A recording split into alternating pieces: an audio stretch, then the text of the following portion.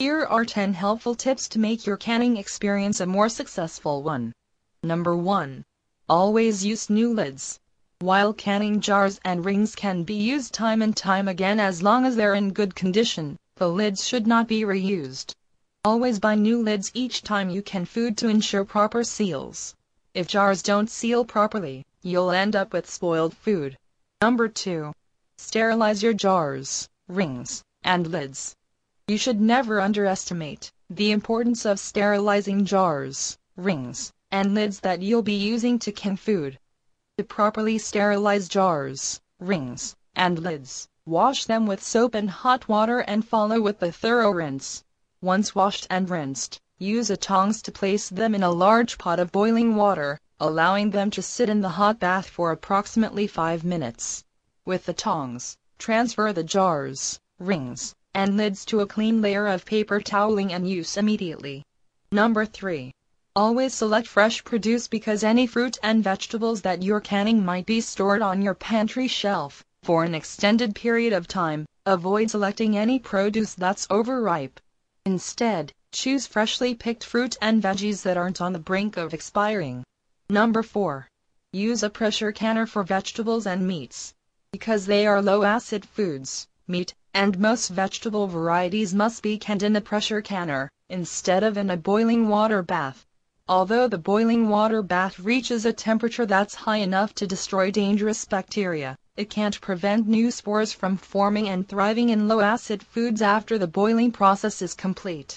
Minimum temperature of 240 degrees Fahrenheit is required to preserve low-acid foods such as meat and vegetables, and the only way to achieve that kind of temperature is by using a pressure canner.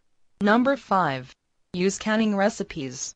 If you're new to canning and need some guidance, use some tried and true recipes the first few times so that you don't have to try to wing it. Even if you have some experience under your belt, when it comes to canning food, use new recipes once in a while just to try something new. Number 6. Leave the right amount of headroom in the jar. When filling your canning jars, be sure to leave the correct amount of headroom at the top of the jar for the type of food you're canning. For preserves, such as jams and jellies, leave approximately 1/4 inch headroom. If you're canning acidic foods like tomatoes or fruit, 1/2 inch is the typical amount of space needed. Low-acid foods such as meats and vegetables need more headroom, anywhere from 1 to 1¼ inch is usually about right. If you're using a canning recipe, leave the amount of headroom that's recommended, to ensure best results. Number 7. Set your timer. It's important that you set a kitchen timer once you place the jars in a boiling water bath or a pressure canner, so that you don't overcook your canned goods. Set the timer according to the recipe you're using, or follow general guidelines for the type of food you're canning. Number 8. Wipe the jars and rings clean. After you've filled your jars with food, be sure to wipe up anything that may have dripped or spilled along jar openings. Not only will food residue prevent your jars from sealing, you risk rusting the metal rings as well. Number 9. Label the newly canned foods. Before you place your canned foods in your pantry or cupboard, label them. Each label should include the contents of the jar and the date it was canned. By labeling your jars, you'll know exactly what's in them and when they're due to expire. And number 10. Refrigerate any improperly sealed jars.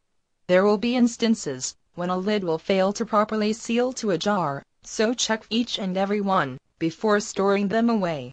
When you come across one that didn't seal properly, you should promptly place it in the refrigerator to be eaten first. Don't stress about it, just treat the unsealed jar as fresh food. You'll be able to enjoy your canned goods before they have a chance to go bad. So as you can see, canning your own food can be quite rewarding when done properly, so follow these helpful tips whenever you get the urge to can. The delicious, healthy food that you'll have lined up in your pantry for a rainy day will be well worth your efforts in the end. I have included a link to some great canning supplies. I hope you enjoyed this fun and useful hobby. These tips are a service of www.mysurvivalgear.info. Have a great day and thank you for watching.